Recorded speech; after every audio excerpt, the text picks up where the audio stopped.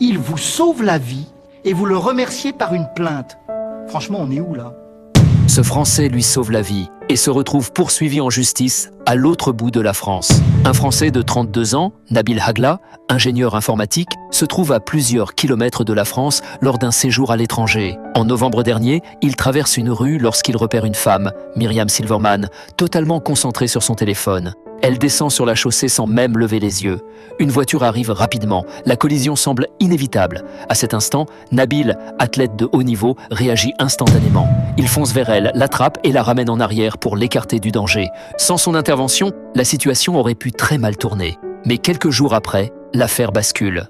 Myriam Silverman porte plainte contre lui, estimant avoir été touchée sans son accord. Elle invoque une atteinte à son intégrité et réclame près de 1 million d'euros de dommages et intérêts. Elle dit également avoir été profondément marquée par l'incident, évoquant un choc psychologique important pour elle et ses proches. Nabil, de son côté, assure avoir agi uniquement par réflexe, sans réfléchir, dans le seul but d'éviter un accident grave. Depuis, l'affaire enflamme les discussions.